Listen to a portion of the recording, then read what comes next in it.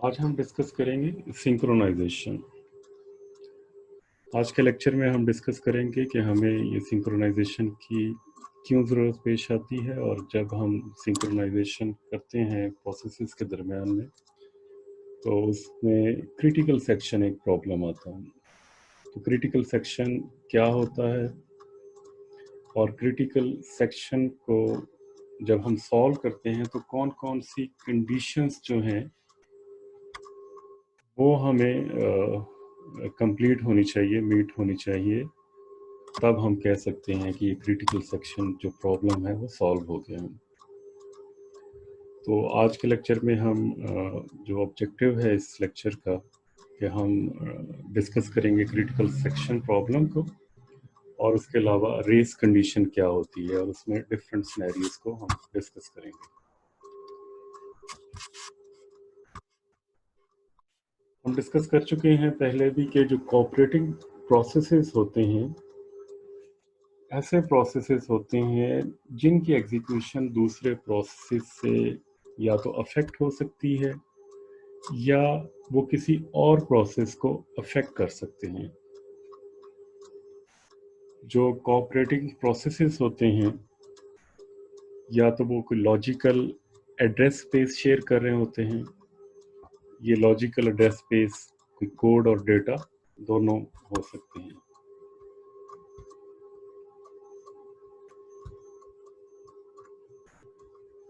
या फिर जो शेयर्ड मेमोरी मॉड्यूल के ज़रिए ये डेटा आपस में शेयर कर सकते हैं, या फिर मैसेज पासिंग कर सकते हैं। और इसमें जो simultaneously they can share data, और जब वो simultaneously eight the same time concurrently जब वो डेटा एक्सेस कर रहे होते हैं तो इससे डेटा इनकंसिस्टेंट हो सकता है, डेटा चेंज हो सकता है। तो इस सेक्शन में हम डिस्कस करेंगे कि हम कैसे इस तरह की जो डेटा इनकंसिस्टेंसी है इसको रिमूव कर सकते हैं। तो जो प्रोसेसेस हैं जो आजकल के मॉडर्न आर्किटेक्चर में दे एग्जीक्यूट इन पैरेलल, हम ने देखा कि जो प्रोसेस स्केजुलिंग है और उसके लिए जो सीपीयू है वो स्विच करता है डिफरेंट प्रोसेसेस के दरमियान में। जो एक सीपीयू स्केजुलर होता है वो डिफरेंट प्रोसेसेस के दरमियान में स्विच करता है ताकि सीपीयू का टाइम मैक्सिमम यूटिलाइज हो सके। तो इसका ये मतलब है कि जो कोई भी प्रोसेस है वो एक ही सीपीयू बर्स्ट में कंप्लीट नहीं होता। कोई भी प्रोसेस जो है वो एक सीपीयू बर्स्ट में कंप्लीट नहीं होता, उसको नंबर ऑफ सीपीयू बर्स्ट या सीपीयू टाइम स्लॉट्स रिक्वायर्ड होती हैं कंप्लीट होने के लिए। कुछ ऐसे प्रोसेसेस जिनका जो सीपीयू बॉन्ड नहीं होते वो मे भी कंप्लीट हो जाए एक ही सीपीयू बर्स्ट में, लेकिन बहुत से प्रोसेसेस ऐसे होते हैं जो बार बार स्विच हो रहे होते हैं और उनकी कॉन्टेक्स्ट स्विचिंग हो रही होती है, और जब भी कोई उसमें इंटरप्ट आता है तो वो जो प्रोसेस होता है उस प्रोसेस की कोर किसी और प्रोसेस को असाइन हो जाती है।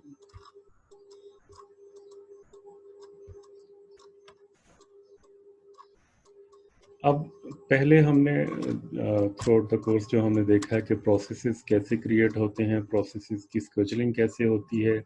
अगर प्रोसेसेस की हम डिफरेंट क्यूज बनाते हैं, उसमें हमने मल्टी लेवल क्यूज को डिस्कस किया, मल्टी लेवल फीडबैक क्यूज को डिस्कस किया। तो आज हम डिस्कस करेंगे कि जब ये स्विचिंग हो रही होती है तो उसमें जो शेयर डेटा होता है उसको हम कैसे कंसिस्टेंट रख सकते हैं।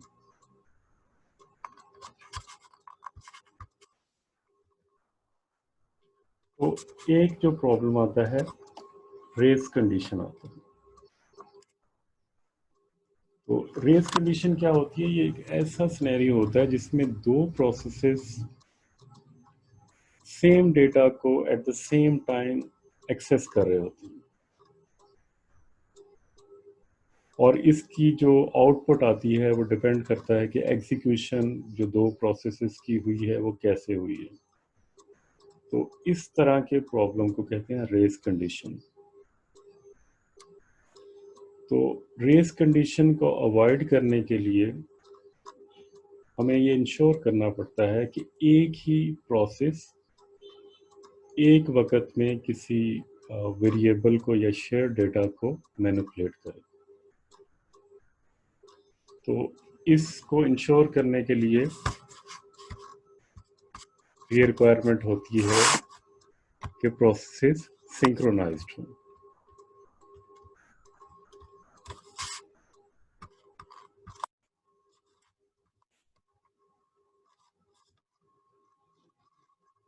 ये एक सिनेरियो डिस्कस करते हैं। हमारे पास एक रेस कंडीशन जब अकर होती है, फॉर एग्जांपल हमारे पास दो प्रोसेसेस P0 और P1 हैं और ये चाइल्ड प्रोसेसेस क्रिएट करते हैं यूजिंग फोर्क सिस्टम कॉल।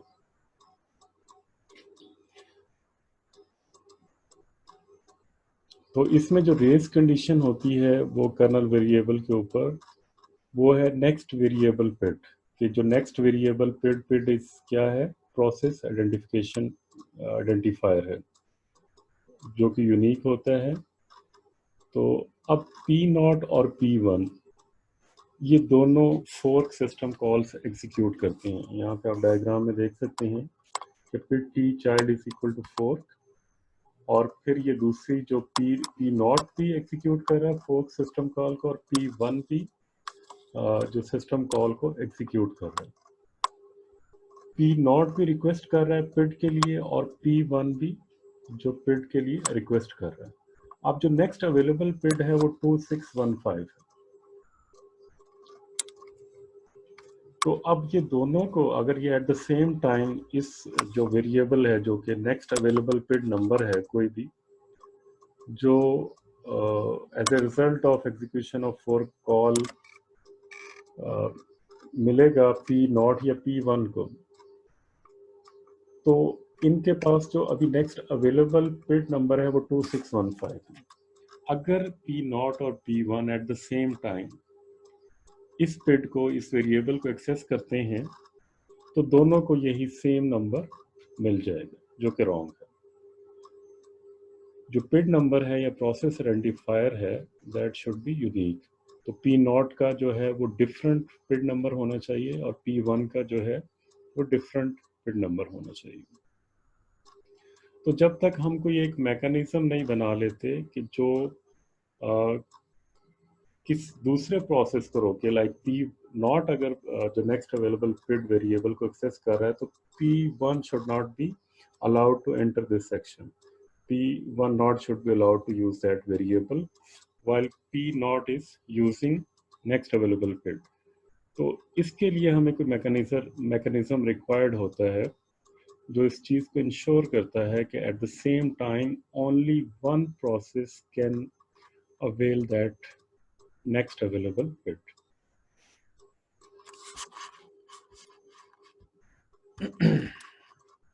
इसके अलावा भी कुछ और डेटा स्ट्रक्चर्स भी हैं जिनमें ये रेस कंडीशन अगर हो सकती है। लाइक जो स्ट्रक्चर्स हैं मेमोरी एलोकेशन के, जहाँ पे मेमोरी एलोकेट हो रही है वहाँ पे दो प्रोसेसेस अगर eight the same time request करते हैं मेमोरी एलोकेट की, तो may be they can have the same memory block for both of the processes. या फिर इसके अलावा जो प्रोसेसेस लिस्ट्स होती हैं वहाँ पे भी रेस कंडीशन आ सकती है, या इंटरप्ट हैंडलिंग में भी रेस कंडीशन आकर हो सकती है।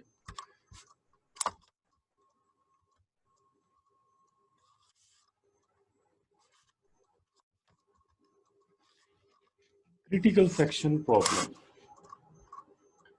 क्रिटिकल सेक्शन प्रॉब्लम जो है वो भी एक, जब हम प्रोसेसेस को स्विच कर रहे होते हैं तो एक क्रिटिकल सेक्शन प्रॉब्लम भी आता है। फॉर एग्जांपल हमारे पास एक सिस्टम है जिसमें n प्रोसेसेस हैं, P0 से लेके P अप टू n-1 तक। हर प्रोसेस के पास एक कोड सेगमेंट है जिसको क्रिटिकल सेक्शन कहते हैं, जहाँ पे इस क्रिटिकल सेक्शन में जितने भी प्रोसेसेस हैं P0 से लेकर Pn-1 तक, ये सारे इस सेक्शन को एक्सेस करते हैं और इसमें कोई वेरिएबल या कोई डेटा अपडेट करते रहते हैं। अब इसमें जो सबसे इम्पॉर्टेंट चीज़ है कि जब एक प्रोसेस उस क्रिटिकल सेक्शन में अपडेट कर रहा हो तो दूसरा कोई और प्रोसेस क्रिटिकल सेक्शन में एग्जीक्यूट नहीं होना चाहिए।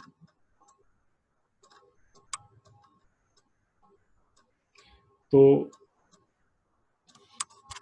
क्रिटिकल सेक्शन प्रॉब्लम में कोई एक ऐसा प्रोटोकॉल डिज़ाइन होना चाहिए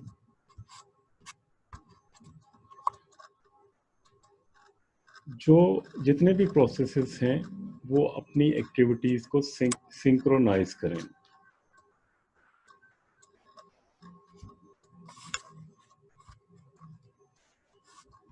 तो एक ऐसा प्रोटोकॉल होना चाहिए क्रिटिकल सेक्शन प्रॉब्लम को सॉल्व करने के लिए कि जो सारे प्रोसेसेस को सिंक्रोनाइज करें ताकि वो कोऑपरेटिवली डेटा को शेयर कर सकें और डेटा इनकंसिस्टेंसी ना हो। और जितने भी प्रोसेस हों क्रिटिकल सेक्शन में जब वो जाएं, they must seek permission to enter that critical section. और जो सेक्शन इस चीज़ को अलाउ करे या जो इस बात को इंश्योर करे उसको हम एंट्री सेक्शन कहें।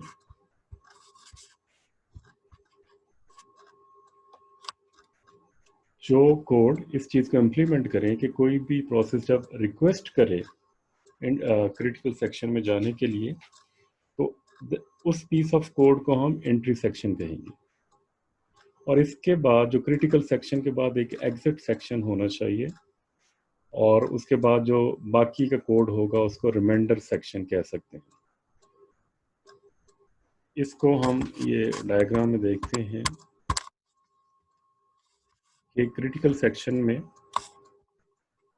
ये एंट्री सेक्शन है जो अलाउ करे कि कौन सा प्रोसेस क्रिटिकल सेक्शन में एंटर होगा और क्रिटिकल सेक्शन में जब वो अपडेट करे या यूज़ करे डेटा उसके बाद वो एग्जिट सेक्शन में है और उसके बाद जो बाकी का कोड होगा उसको हम रिमाइंडर सेक्शन कहेंगे।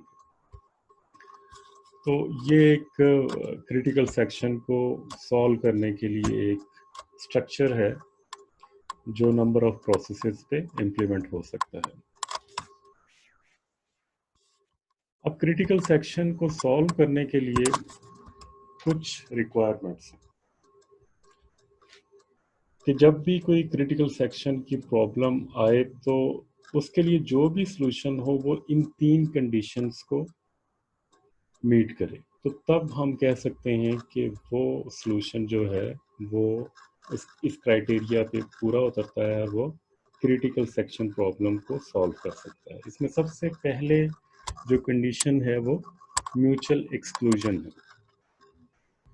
म्यूचुअल एक्सक्लूजन का मतलब ये है कि जब कोई भी प्रोसेस क्रिटिकल सेक्शन में एग्जीक्यूट कर रहा हो तो कोई दूसरा प्रोसेस इस क्रिटिकल सेक्शन में एग्जीक्यूट नहीं कर सकता। At the same time, no two process can execute in the critical section. This is mutual exclusion. कि कंडीशन 1 है कि क्रिटिकल सेक्शन के अंदर at the same time only one process can execute. Second condition जो है वो progress है।